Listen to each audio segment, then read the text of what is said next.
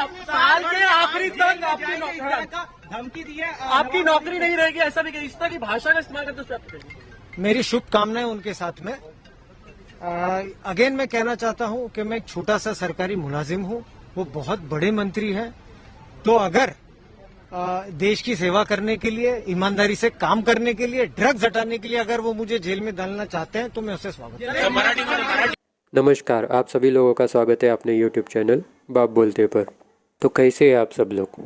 आशा करते हैं कि आप सब बढ़िया होंगे। तो चलिए शुरू करते हैं आज की वीडियो।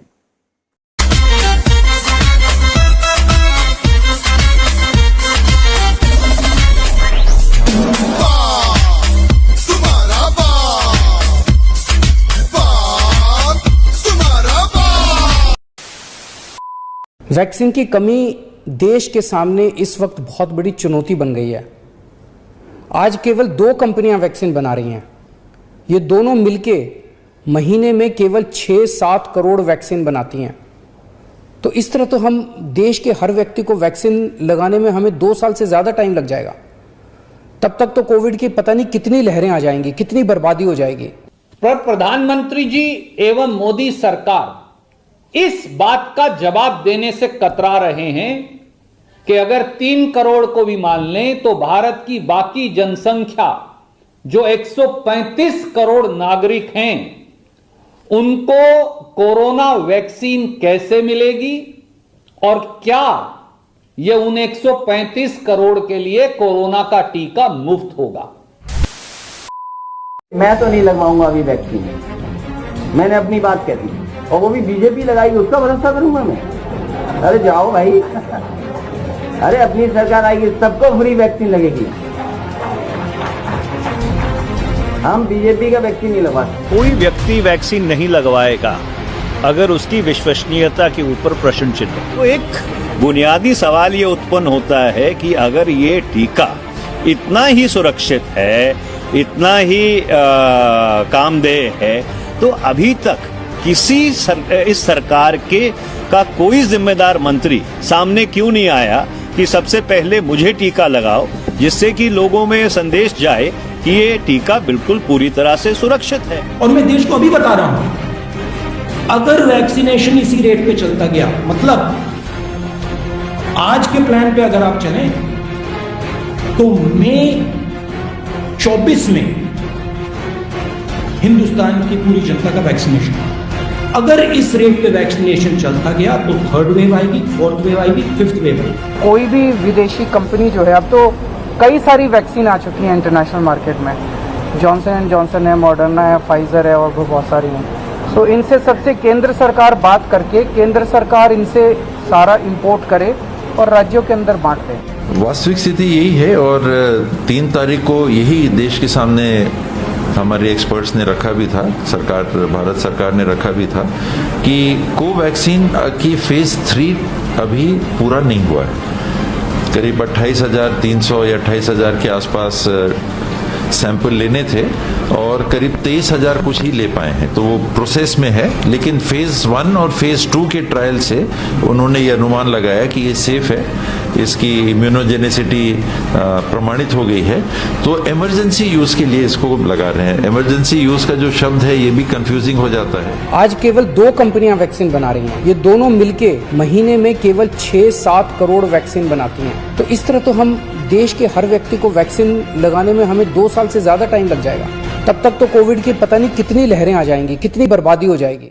आज 21 अक्टूबर 2021 का ये दिन इतिहास में दर्ज हो गया है। भारत ने अब से कुछ दूर पहले ही 100 करोड़ वैक्सीन डोज का आंकड़ा पार कर लिया है। 100 साल में आई सबसे बड़ी महामारी का मुकाबला करने के लिए देश के पास अब 100 करोड़ वैक्सीन डोज का मजबूत सुरक्षा कवच है। ये उपलब्धि भारत की है, भारत के प्रत्येक नागरिक की है। मैं देश की वैक्सीन मैन्युफैक्चरिंग कंपनियां वैक्सीन ट्रांसपोर्टेशन में जुड़े कर्मयोगियां, वैक्सीन लगाने में जुटे हेल्थ सेक्टर के प्रोफेशनल्स, सभी का खुले मन से, हृदय से बहुत बहुत आभार व्यक्त करता हूं। आज जो ये बात हो रही है कि कांग्रेस ने एक नारा दिया है और महिलाओं से जुड़े हुए नारे में कांग्रेस कहां से कहां तक पहुंची है पिछले 2 पीढ़ियों में। मुझे याद आता है हम जब बचपन में थे और इंदिरा जी 77 में सत्ता से बाहर चली गई, 80 का दौर में कांग्रेस का नारा था इंदिरा लाओ देश बचाओ। तब सोच ये थी देश तक। 98 में आते आते जब सोनिया जी के आने की बात आई तो कांग्रेस का नारा था सोनिया लाओ कांग्रेस बचाओ, यानी अब देश गया पार्टी बचा लो। अब आपने देखा उसके बाद दौर आया 2017 में राहुल लाओ सोनिया बचाओ, अमेठी रायबरेली बचाओ। अमेठी भी नहीं बची, अब प्रियंका जी आई हैं कि बहना आओ भैया बचाओ। तो हकीकत तो यह है कि कांग्रेस का क्रमिक पराभव किस प्रकार से विगत 40 वर्षों में हुआ है वह साफ दिखाई पड़ रहा है और उसी की तरीके से एक नारा है। सुप्रिया जी ने जो बात कही, ईमानदारी होनी चाहिए अपनी सोच में। संसद में 1/3 आरक्षण को लेकर तमाम दलों में किसी भी प्रकार का मतभेद हो सकता है, परंतु हुजूर आते आते बहुत देर कर दी। भारतीय जनता पार्टी भारत ही नहीं विश्व की पहली पार्टी थी जिसने जनवरी सन 2008 में दिल्ली के रामलीला मैदान की नेशनल काउंसिल में संगठन में 1/3 पद महिलाओं को देने का संवैधानिक व्यवस्था पारित कर दी थी। और उसके बाद से हमने, चलिए सरकार में समस्या है ना, संसद में सारे दल नहीं तैयार हैं, अपने दल में तो शुरुआत करिए। हमने तो उस जमाने में कर दी थी। और आज जो इन्होंने उत्तर प्रदेश में कहा तो मुझे ध्यान आता है, देखिए अंजना जी वोट परसेंट क्या दिखाया गया, 6%। आप तो समझदार पत्रकार हैं, पर कोई भी दर्शक जाके चेक कर सकता है 6% का मतलब होता है जमानत जब्त। पूरे उत्तर प्रदेश में 90% सीटों पे जमानत जब्त हो गई थी, तब इनको यह याद आ रहा। तो हम ये भी देखेंगे कि ये जमानत जब्त वाली सीटों पर ये टिकट देंगे या जिन 10-5 सीटों पर कांग्रेस ने थोड़ी हैसियत थी चुनाव लड़ने की, उनमें से कितनी सीटें देंगे, ये एक देखने की बात होगी। अन्यथा ये खाना पूर्ति के लिए है। It broke my heart to see such hate and violence being directed towards devotees of God in their temples in Bangladesh.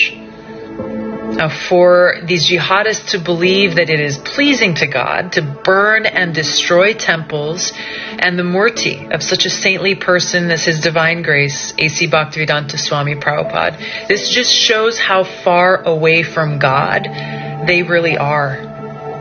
God is love, and His true servants embody and manifest that love in the world. Now's the time for the supposedly secular government of Bangladesh to protect that country's religious minorities, including Hindus, Christians, and Buddhists, from the jihadist forces of hate. तो फिर मिलते हैं एक और नई video के साथ। तब तक के लिए जय हिंद, वंदे मातरम, जय श्री राम।